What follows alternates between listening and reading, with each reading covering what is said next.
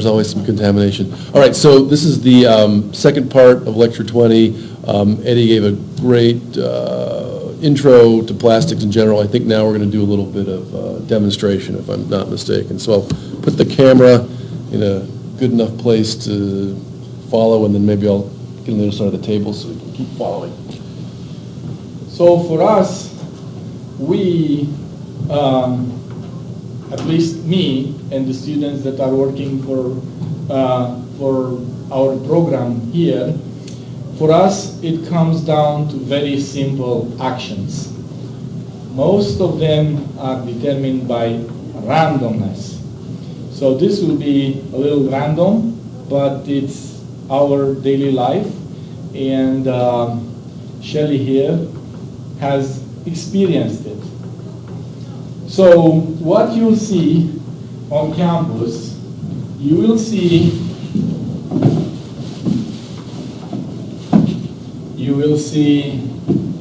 this beautiful container on wheels, so we can move it around with ease, that has been labeled very stylish. And this one, in our terminology, we call it an ATP bin, aluminum, tin, and plastics. On the label here, it says aluminum, then all the 7 symbols for the plastics that are recyclable, then plastics, steel, and it says, please empty and remove caps. What we are doing, we have about 200 places on campus and off campus where we collect, and every and each day it's a surprise. No, don't take it. Oh, sorry, I'm going to block your demo.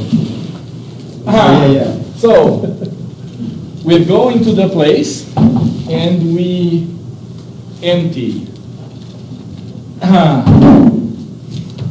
Collectors, which are mainly our students, are mandated to wear gloves in order to collect. It's their choice, but it's a wise choice to wear the minimum safety equipment.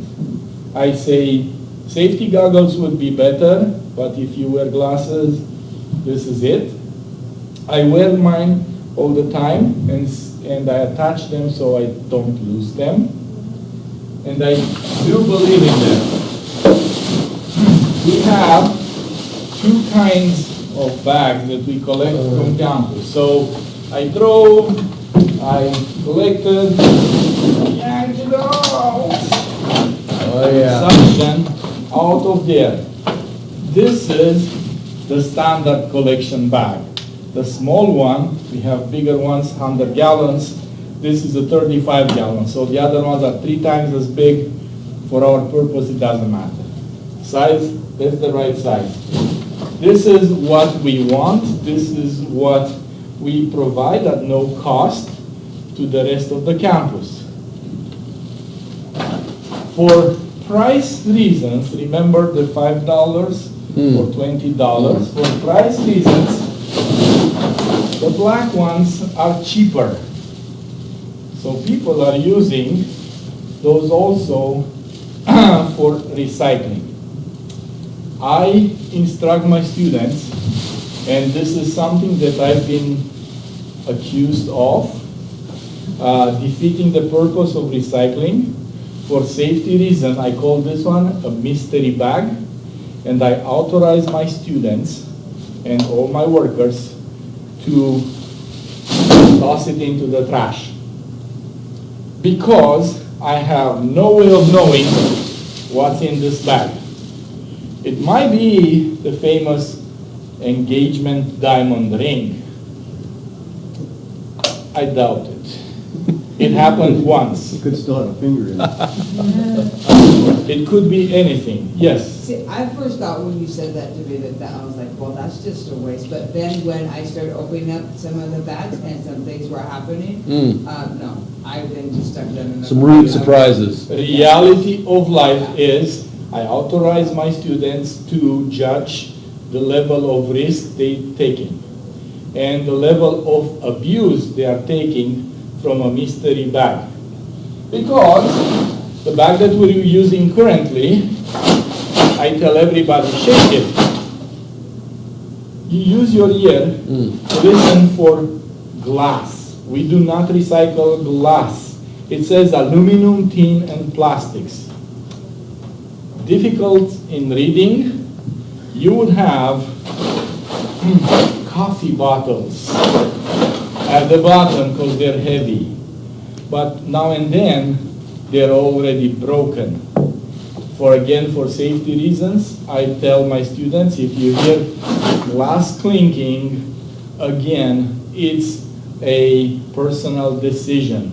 Again, I'm authorizing my students for safety reasons to dispose of the real recycling bag. It doesn't quite exactly happen just because we have very environmental friendly oriented students, and they know by hearing, oh, bottles aren't broken, it's okay. We'll see what's happening. So then, we have a mandated sorting policy, which is the most difficult activity in recycling. Sorting is the bottleneck and the most expensive activity in recycling. So what happens? Because we will be digging through somebody else's recycling or trash, we have to get equipped.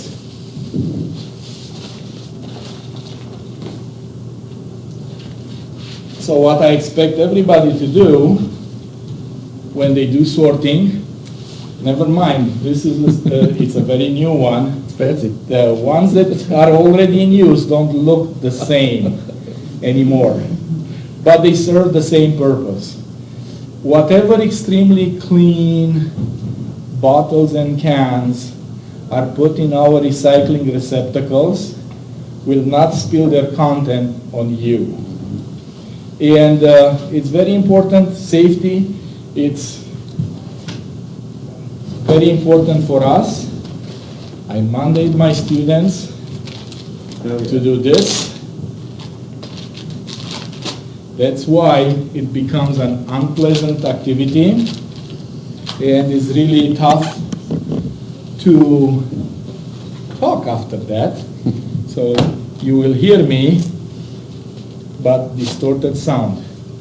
I mandate everybody to have at least a pair of latex gloves. There is love. And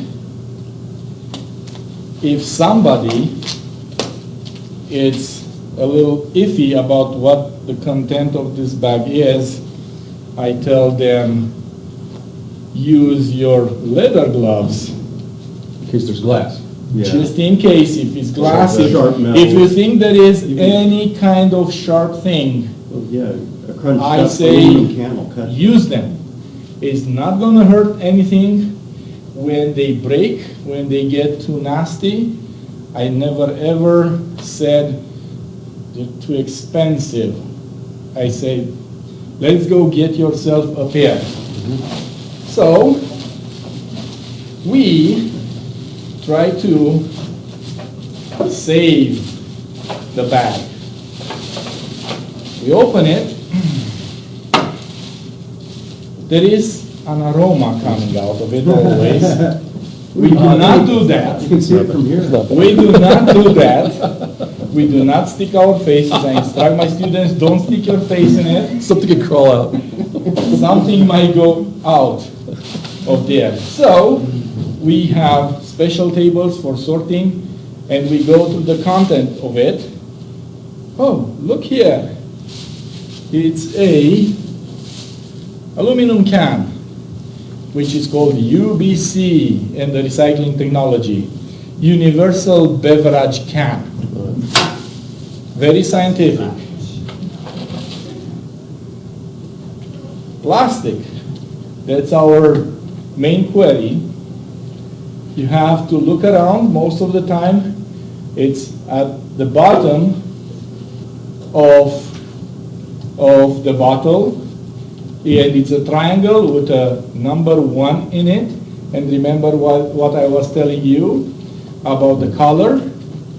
This is green colored because that's what the manufacturer of the drink wants to improve their color.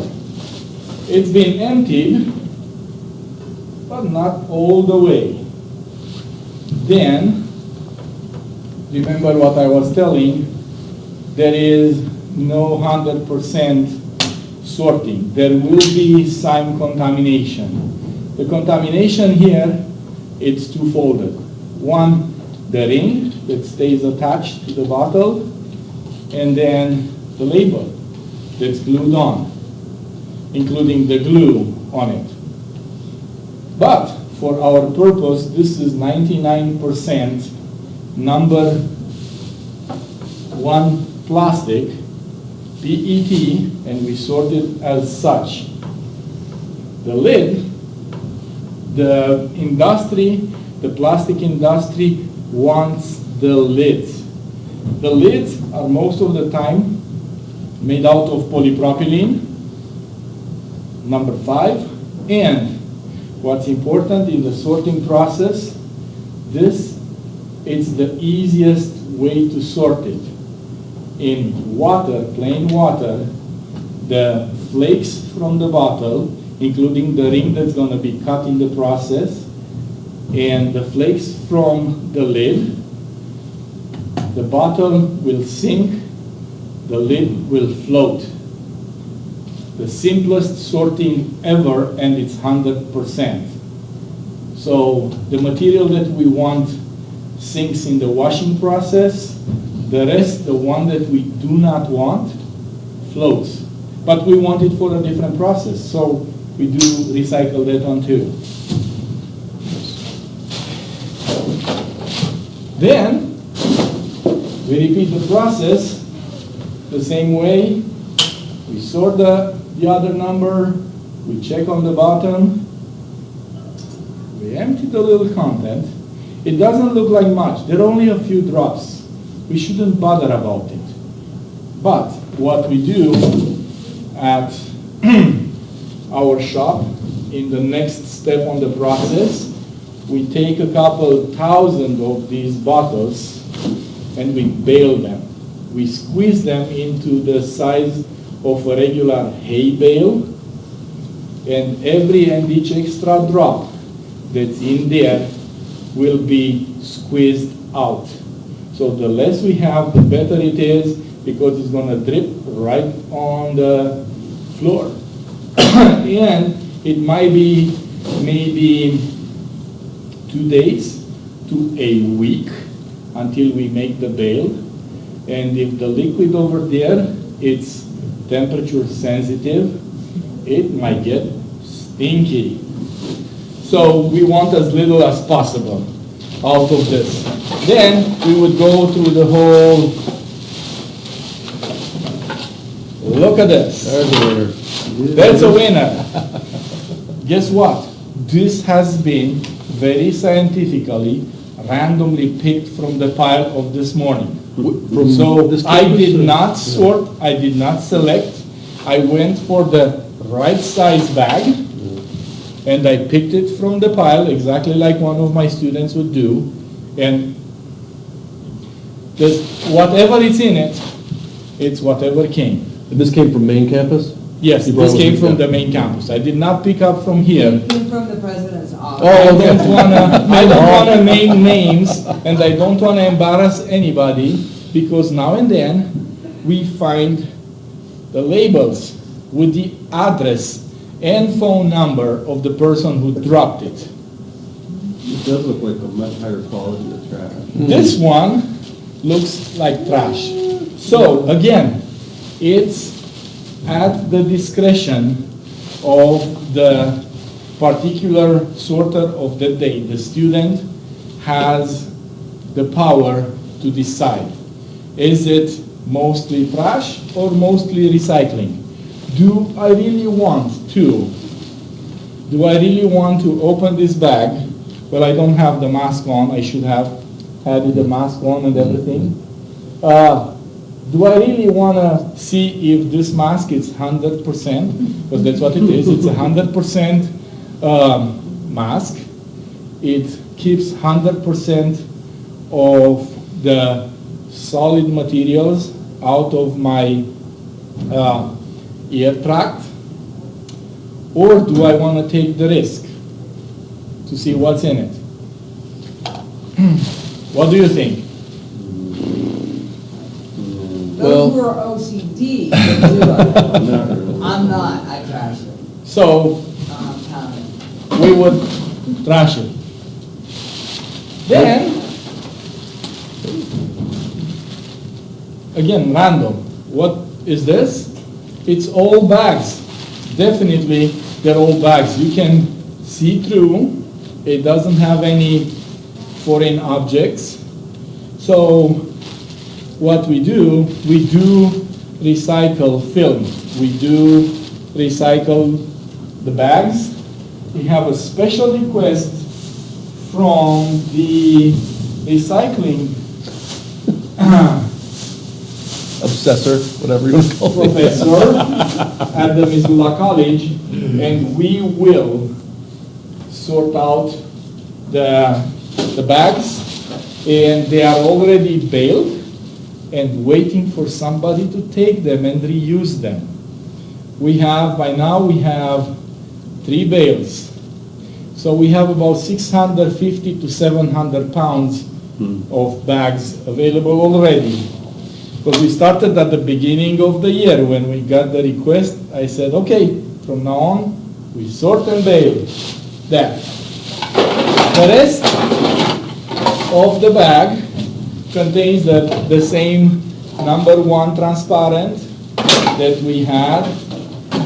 And here it is, a number 2, and it's translucent, which is, translucent is the natural color of number 2, of high density polyethylene.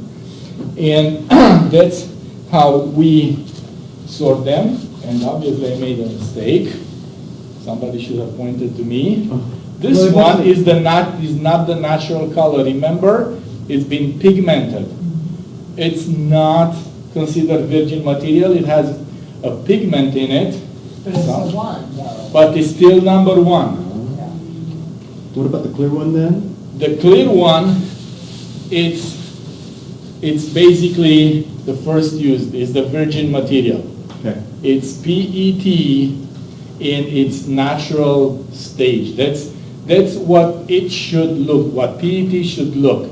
It should look transparent, hard, and it should have the number 1 because I can be deceiving. Okay. The acuity, visual acuity of different persons could be different, but the number of the bottom will tell me. If it's number 1 and I think it's transparent, I can see through, it's good enough. It has a color. Again, the collector down the road, the company that collects our materials, asks us to put the number 1 and number 2, any colored plastic, in a different pile. Very solid in this chocolate milk, but the material itself, bless you, it's number 2, translucent, the natural color of number 2, so it's high quality. We have a white. We don't know what it is until we read the bottom, and the bottom says number 2. It's the same number 2 that we used over there, but it's white. So it will not go in the same number 2 because it's not a virgin material. It has been contaminated. No, it's been repurposed with a white pigment. It's same, it's food quality plastic, but being colored, it will go with the color. And so we go through all our content. so many times the closer they are to nature, the more pungent the nature becomes. The nature bites back at us. Again, it's a number one. Eyes can be deceiving. You might get a number 6 right there without knowing, because it looks almost the same. The difference, it's about 5% in transparency. I'm trying to find one, but as usual, when you try to find one, you will not be able to do it.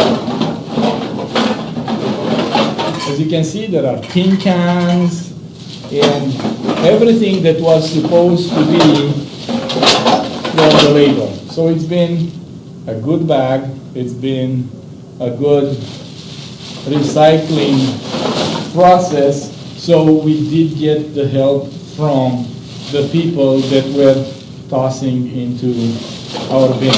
There is the exception, but there will always be an exception. There will always be somebody who didn't quite exactly get it from the label, somebody who didn't have the time or the determination, or even somebody who did not know that there is no tobacco on the main campus. So it's always somebody who doesn't follow the rules. They don't follow big rules, they don't follow small rules, they follow their own rules, which is, okay, we sort it out. Next in the process, we have a nice pile of sorted materials that, as I said, are baled, and our plastics being baled go to a vendor, which we call it again a recycling center. It's actually again a sorter, because that's what we are. We're collectors and sorters. We call ourselves recyclers because that's the big picture in which we fit. We are part of the forest, but forest is a huge environment, and we can be anything. We call ourselves forest, but in reality we are the collectors and the sorters. And then we give it to somebody else who calls themselves a recycler. It's a recycling center of the company. And the company, what does it do? It collects, sorts, packages, and sells it down the road. That's their business. We do the collection, the sorting, the baling. We deliver it to the company. The company rebales it. Virtues of standardization. Our bales are the hay bale, the standard size for a hay bale, shorter or longer based on the preference of the person who bales, who operates the machine. But the standard bales of the recycling industry, they're about 12 times the size of a hay bale. They're about a ton in weight, so they're about 2,000 pounds. And obviously they have to break our bale in order to bale their own big bale. So they do that, they concentrate the plastics, and they send them to a different business that would again collect it, eventually sort it, and distribute it to what I would call a true recycler, to somebody who would make a use of the plastic, the material itself. At every step in the process of the plastics collection and sorting could be inserted a true recycler, basically a reuser of that plastic. And which is the case here, locally with our plastic bags. So instead of my plastic bags going to the company that collects it, that sends it further away on the coast to be resold to somebody else who maybe will reuse it, it stays here, and hopefully it will be reused by by a business here to make something out of it, which shortens the process. We all hope we shorten the process, and in doing this, we give new life and we make it economically better for all of us in the big system, in the big cycle of plastics. Questions? I do want to segue. That was a perfect segue because one of what I brought here is an example of one of the products that these bags are being turned into. So it doesn't look like much. Well, I mean, it looks like something. It's so this is an example of a waste to energy process. So Eddie was talking a little bit about, a lot of times, especially these liners, and you were emptying out the liquids and all that. They're dirty, and there's a couple different pathways they would go. One would be the bins, which are still shown here, an actual artifact, but there's also a waste to energy stream as well. And so with 10% plastic combined with 90% wood product, you can then make a pellet that will serve as a alternative for coal. And the goal here is to take a lot of this woody biomass that's sitting there that's going to catch on fire, get that before it does, take a lot of this just plastic bag that nobody really wants to do with or touch, combine those two liabilities and turn them into a waste to energy. So there's no sulfur. Well, there's some sulfur, relatively low sulfur. There are no heavy metals in these products. So again, it's just turning a couple problems into a solution. So anyway, that's the end. And then and with that, I don't know, any climate change. Are you studying climate change at all, Priscilla? Yeah. So the climate change folks might say, well, you're setting this thing on fire. Where does the CO2 go? We've got another technology we're working on with Skyber and with Algae Aquatech to actually take the CO2 that's emitted and put that back into the biosphere. So is it expensive? Is it complicated? Yeah, but it's the right thing to do and helps you sleep better at night. So, okay, we'll take a break and then wrap it up. Thanks. Beat your algae, then turn it into ethanol, so you can drive a truck. That's right. There's a cycle somewhere. It's just figuring out which one to tap into.